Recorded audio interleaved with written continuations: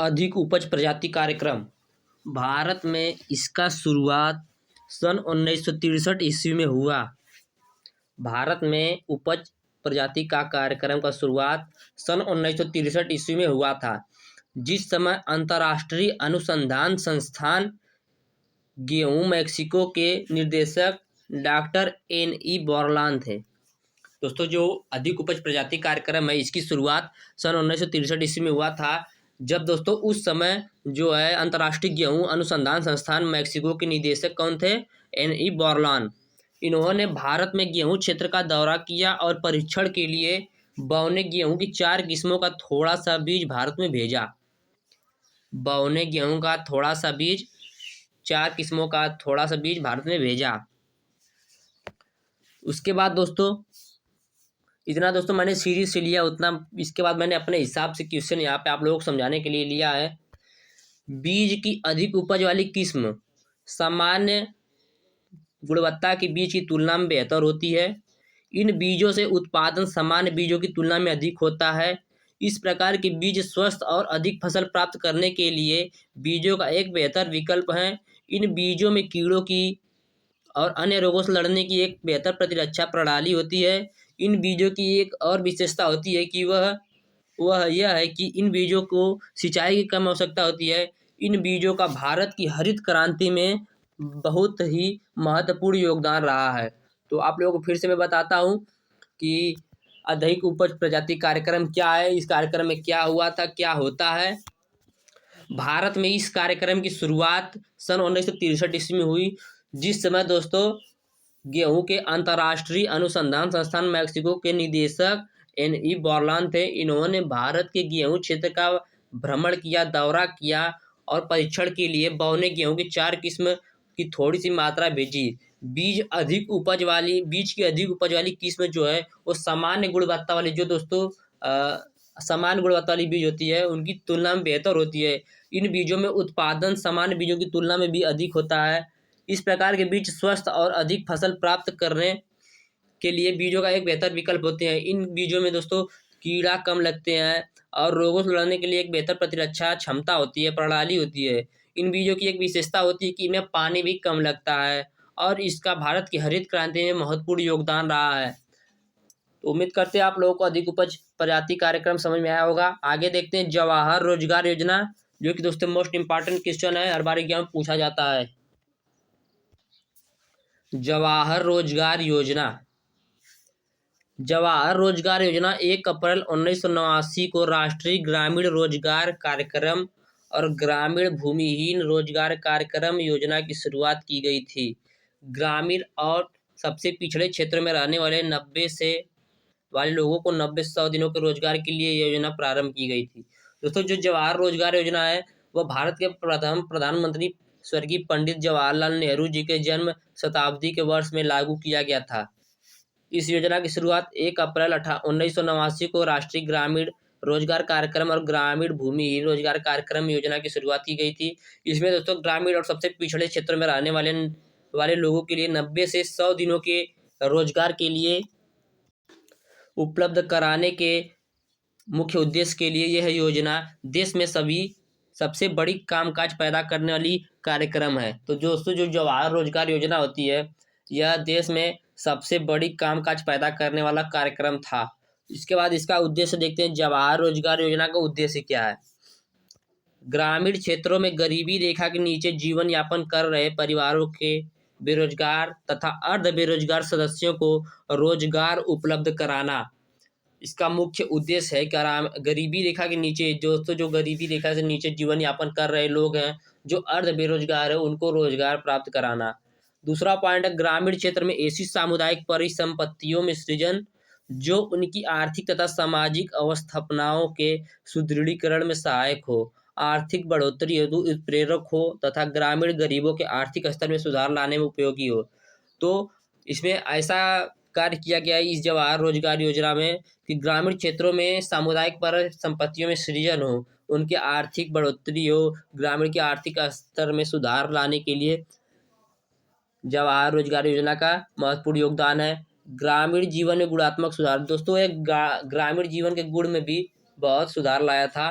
तो उम्मीद करते हैं आप लोग समझ में आ रहा होगा। अब देखते हैं इससे लाभान्वित कौन लोग हैं, किसको किसको लाभ हुआ इससे। गरीबी रेखा के नीचे जीवन यापन करने वाले परिवार इससे लाभ लिए। अनुसूचित जाति व जनजाति के परिवार को इससे बहुत अधिक लाभ हुआ। महिलाओं को 30% अवसर आरक्षित प्राप्त हुआ। अब देख लेते हैं जवाहर रोजगार योजना की विशेषता क्या क्या है। दोस्तों मोस्ट इम्पॉर्टेंट क्वेश्चन है, आप लोग अच्छे से पढ़ लीजिएगा, और यदि एक बार में ना समझ में आया तो आप लोग वीडियो को फिर से देख लीजिएगा, क्योंकि यदि मैं फिर से बताऊंगा तो वीडियो लंबा हो जाएगा। कार्यक्रम की विशेषता, योजना के नियोजन एवं कार्यान्वयन का पूर्ण अधिकार ग्राम पंचायतों को प्रदत्त होता है। योजना का यह जो योजना है, इस योजना का नियोजन एवं कार्यान्वयन का पूरा अधिकार ग्राम पंचायत को प्रदत्त होता है, ग्राम पंचायत को होता है। ग्राम प्रधानों को सीधे जनसंख्या के आधार पर धन का स्थानांतरण करना होता है।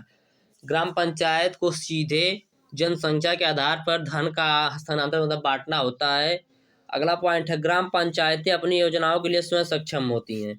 तो जो ग्राम पंचायतें होती हैं वो अपनी योजना के लिए स्वयं सक्षम होती हैं। अगला, श्रृंगास हेतु 60% व्यय अनिवार्य है। श्रृंगास हेतु दोस्तों 60% व्यय अनिवार्य करना होता है। अगला है, आवंटित धनराशि से 15% तक धन अनुसूचित जाति जनजाति के परिवारों के मकान बनाने पर खर्च किया जाएगा।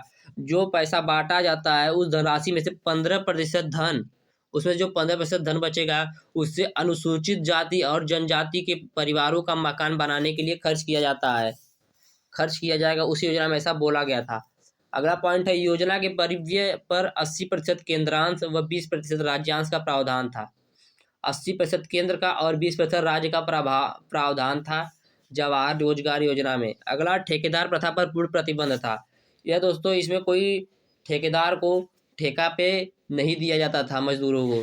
अगला, न्यूनतम मजदूरी 49 रुपये निर्धारित थी। उस समय दोस्तों 49 रुपये बहुत बड़ी कीमत होती थी। न्यूनतम मजदूरी 49 रुपये निर्धारित थी। अगला पॉइंट देखते हैं, सॉरी दोस्तों, अगला देखते हैं topic, Etawah pilot project, Etawah अग्रगामी योजना, जो कि दोस्तों बहुत ही महत्वपूर्ण ये भी है। इस परियोजना को शुरू करने का विचार सन 1947 में पैदा हुआ। जो इटावा पायलट प्रोजेक्ट है, इस योजना को शुरुआत करने का जो विचार था 1947 ईस्वी में पैदा हुआ।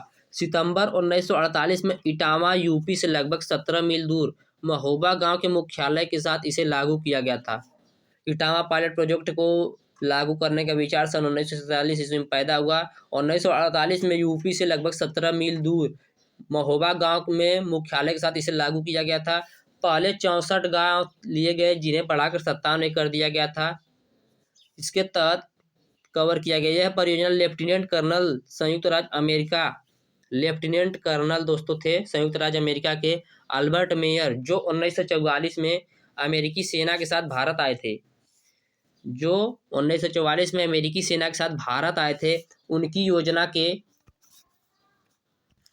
लिए इस परियोजना के प्रवर्तक थे। संयुक्त राज्य अमेरिका और यूपी सरकार द्वारा सहायता दी गई, जिससे दोस्तों इटावा पायलट प्रोजेक्ट आसानी से हुआ।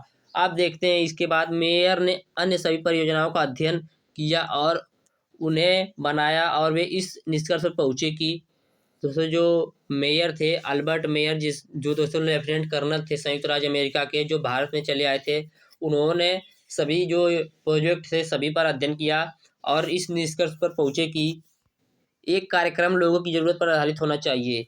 एक जो कार्यक्रम हो इटावा पायलट प्रोजेक्ट का, सभी लोगों की ज़रूरत पर आधारित होना चाहिए। प्रदर्शन एवं मूल्यांकन कार्य कराकर इस कार्यक्रम का विस्तार किया जाना चाहिए। प्रदर्शन मतलब दिखाकर, मूल्यांकन मतलब सभी लोगों को दावा कर इस कार्यक्रम को विस्तार किया जाना चाहिए।